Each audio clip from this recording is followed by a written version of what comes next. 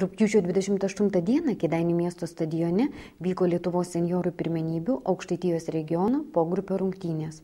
Susitiko Nevėžio futbolo veteranai ir Vilniaus Tera komanda. Pirmąjį kėlinį kėdainiečių komandos žaidimas klostėsi gana sėkmingai. Jiems pavyko pelnyti net 4 įvarčius. Antrajame kėlinyje kėdainiečiai silpniau kontroliavo žaidimą. Įvarčių pelnyti jiems nebepavyko, tačiau vilniečiams rimčiau atsigriebti neleido. Todėl rungtynės baigėsi kėdainiečių pergalė 4-2.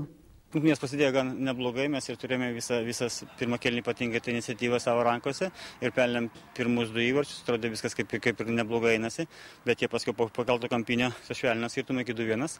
Ir paskui kėlinio dar antroje pusėje dar mes įmušėm 2 įvarčius, tai lik ir pirmą kėlinį sužaidėm labai neblogai, drausmingai ir 4-1 laimėjom tokiam nuotokiam, kad lik tai rungtynės ir buvom kaip ir laimėję. Bet antras kėlinis parodė, kad vis tik tai reikia žaisti iki galo. Tai antram kėlinį truputį gal kažkaip tai tą žaidimą pakeitėm šiek tiek, pradėjom kažkaip į tą priekį dar skubėti ir mušti dar siektų įvarčių.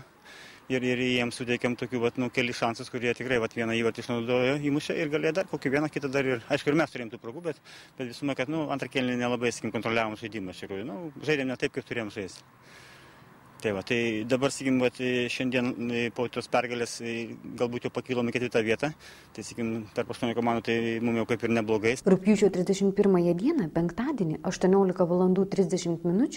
Nevėžio futbolo veteranai namuose susitiks su Panevėžio Ekranų senjorų komanda. Pasak Roberto Činiko, veteranų komandos laukia rimtos ir atsakingos rungtynės.